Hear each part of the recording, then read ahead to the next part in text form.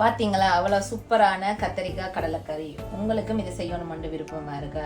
அப்ப வாங்க நாங்க இந்த கத்திரிக்காய் கடலைக்கறி எப்படி நல்ல குயிக்கா டேஸ்டியா செய்யலாம்னு சொல்லி பார்க்கலாம். ஹாய் ஃப்ரெண்ட்ஸ், எல்லாரும் எப்படி இருக்கிறீங்க? எல்லாரும் நல்ல சுகமா இருக்கிறீங்களா? இன்றைக்கு பாத்தீங்களா நான் நல்ல யாழ்ப்பாண ஸ்டைல்ல கத்திரிக்காய் பொரிச்சு கடலை போட்டு செய்யற ஒரு கறி தான் இன்றைக்கு செய்து காட்ட போறேன். அநேகம் இது எல்லாருக்கும் தெரிஞ்சிருக்கும். தெரியாதாக்கள் என்னுடைய வீடியோவை பார்த்து தெரிஞ்சு கொள்ளுங்க. நான் இந்த கத்திரிக்காய் பொரிச்சு கடலை போட்ட கறிக்கு என்னென்ன எடுத்திருக்கேன்டா, கத்திரிக்காய் 2 எடுத்திருக்கிறேன். அதோட நல்லா அவிச்ச கடலை ஒரு டிஷ்ல எடுத்திருக்கிறேன். நீங்க இந்த கத்திரிக்காய் கடலை உங்களுக்கு வீட்டுக்கு எவ்வளவு தேவையோ அதுக்கேற்றபடி நீங்க போட்டுக்கொள்ளலாம். சரிசமனாயும் போடலாம். இல்லாட்டி கடலை கூட சாப்பிட்றாக்கள் கூட கடலையை போடலாம். கத்திரிக்காய் குறைச்சிட்டு இல்லாட்டி கத்திரிக்காய் கூட சாப்பிட விருப்பமான ஆக்கள் கத்திரிக்காய் கூட போட்டுட்டு கடலையை கொஞ்சமா போடலாம்.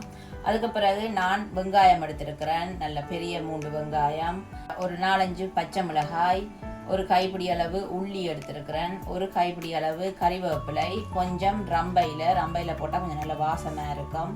அதுக்கு பிறகு புளி எடுத்திருக்கிறேன், தண்ணியில ஊற போட்டிருக்கிறேன். இன்றைக்கு இந்த கத்திரிக்காய் பிரட்டல், அதாவது கத்திரிக்காய் கடலை போட்ட கறி செய்யறதுக்கு நான் தாளிக்கிறதுக்கு கடுகு, பெருஞ்சீரகம், வெந்தயம் பாவிக்க போறேன். வெந்தயம் கட்டாயம் போடணும். ஏனென்றால் நீங்க உள்ளி புளி பாவிக்கிறதால இந்த வெந்தயம் போடக்குள்ள கொஞ்சம் நல்லா இருக்கும். எப்பவும் போல யாழ்ப்பாணத்து கறித்தூள், உப்பு, அதோட முக்கியமா தேங்காய் பால். இன்றைக்கு நான் தேங்காய் பால் விட்டு தான் செய்ய போறேன். ஏண்டா ஸ்ரீலங்கால யாழ்ப்பாணம் பக்கம் தேங்காய் பால் இல்லாம சமைக்க மாட்டேன். இன்றைக்கு தேங்காய் பால் விட்டு தான் இந்த கத்திரிக்காய் கறி செய்ய போறேன். இப்ப முதல்ல நாங்க இந்த கத்திரிக்காயை நல்ல வடிவா பொரிச்செடுக்கணும்.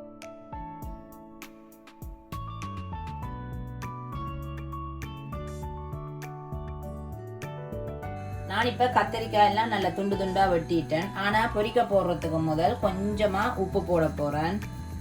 சில பேர் மஞ்சளும் போடுறவையால் நான் மஞ்சள் போடுறேன். உங்களுக்கு விருப்பம்ண்டா போடுங்க. நான் இந்த உப்பேன் போடுறேன்னு சொன்னா இந்த கத்திரிக்காய் நல்ல கெடியண்டு பொரிஞ்சிடும். அதனாலதான் இந்த உப்பு போட்டு பிரட்டுறது. இப்ப எண்ணெய் நல்ல சூடா இருக்கு. இப்ப நான் இந்த கத்திரிக்காயை இதுக்குள்ள போட்டு நல்ல பொன்னிறமா இதை பொரிச்செடுப்பேன்.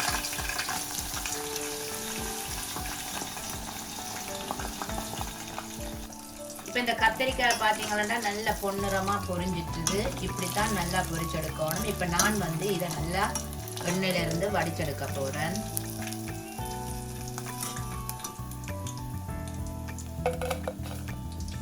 இப்போ நான் எல்லா கத்திரிக்காயும் பொரிச்சு எடுத்துட்டேன். இப்போ அடுத்ததா இந்த கறி எப்படி வைக்கிறேன்னு சொல்லி பார்ப்போம். நான் இன்றைக்கு மண் சட்டியில தான் இந்த கத்திரிக்காய் கடலை கறி வைக்க போறேன். பாருங்க, மண் சட்டி அடுப்புல வச்சு நல்லா சூடு ஏறிட்டுது. இப்ப தாளிக்கிறதுக்கு தேவையான அளவு எண்ணெய் விட போறேன். இப்ப எண்ணெய் நல்லா சூடு ஏறட்டும். எண்ணெய் நல்லா சூடு ஏறிட்டுது. இப்ப முதல்ல நான் கடுகு போடுறேன். கடுகு கொஞ்சம் வெடிக்க விடணும். இப்ப கடுகு பாருங்க ஒவ்வொன்றா வெடிக்க தொடங்குது. இப்ப பெருஞ்சீரகம்,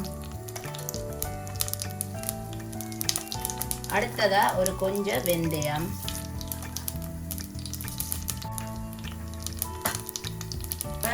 அதோடய நான் வெட்டி வச்சிருக்கிற வெங்காயத்தை போட போறேன். வெங்காயத்தை போட்டு ஒரு கிளறி விடுவோம். இதோடய நான் வெட்டி வச்சிருக்கிற உள்ளியையும் போட போறேன்.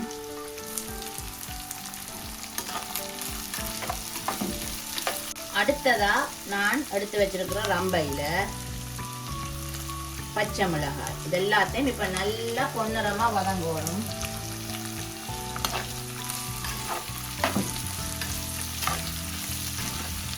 இப்ப இந்த வெங்காயம் பாருங்க நல்லா பொன்னிறமா வதங்கிட்டு, இப்ப இதுக்குள்ள நான் அடுத்ததா நல்ல உரைப்புக்கு தேவையான அளவு மிளகாய் தூள் போட போறேன். நீங்க எவ்வளவு உரைப்பு வேணுமோ அதுக்கேற்ற மாதிரி போட்டுக்கொள்ளுங்க. நான் ஒரு 3.5 கரண்டி தூள் போட்டுருக்கிறேன். இந்த தூளை கொஞ்சம் நாங்கள் இதுக்குள்ள அப்படியே இந்த வெங்காயத்தோட கிளறி விடுவோம். அடுத்ததா நாங்கள் எடுத்து வச்சிருக்கிற இந்த கடலையை இதுக்குள்ள போட போறேன்.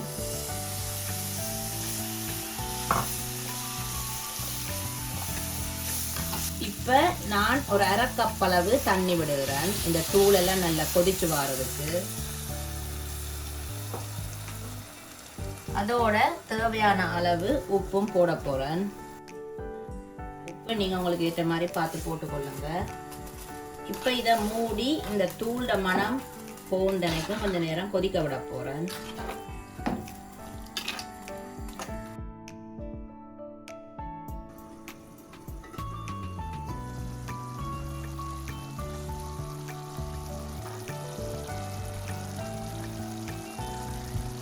இந்த கடலை பாருங்க, நான் அந்த மிளகாய் எல்லாம் போட்டு தண்ணி விட்டு நல்லா அந்த தூள பச்சை மணம் போகிறது கொதிக்க விட்டேன். நல்லா கொதிச்சு பாருங்க, இந்த தண்ணியும் கொஞ்சம் நல்லா இழுத்துட்டுது. இப்போ அடுத்ததான் நான் என்ன செய்ய போறேன் என்றால், நான் உங்களுக்கு ஏற்கனவே காட்டினான் புளி ஊற போட்டுதான். இப்போ அந்த புளியை நான் கரைச்சி வச்சிருக்கிறேன். அந்த புளியை நான் இதுக்குள்ள விட போறேன்.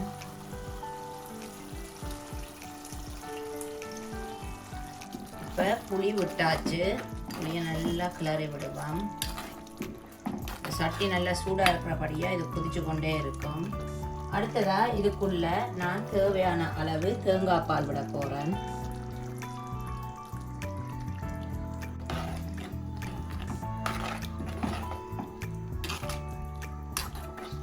நான் பொரிச்சு வச்சிருக்கிற இந்த கத்தரிக்காயையும் இதுக்குள்ள போட போறேன்.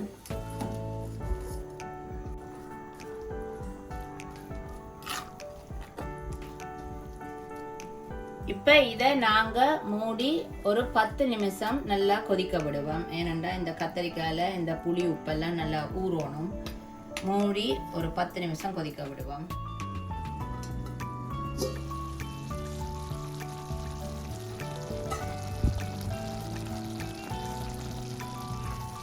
இப்போ நல்லா 10 நிமிஷம் இந்த கத்தரிக்காய் கறி கொதிச்சிருக்குது. பார்க்கவே பாருங்க இவ்வளோ சூப்பராக இருக்குது. இப்போ அவ்வளோதான், நான் அடுப்பை நிப்பாட்ட போகிறேன். கத்திரிக்காய் கடலைக்கறி ரெடி ஆயிட்டுது. இப்போ கடைசியாக நான் நல்ல ஒரு கைப்பிடி அளவு இந்த கறிவேப்பிலையை போட போகிறேன். அப்போ தான் இந்த கறி நல்ல வாசனை இருக்கும். பாருங்க, சும்மா கறிவேப்பிலை போட்ட உடனே பார்க்க சூப்பராக இருக்கு. இதை நல்லா கிளறி விடுவோம்.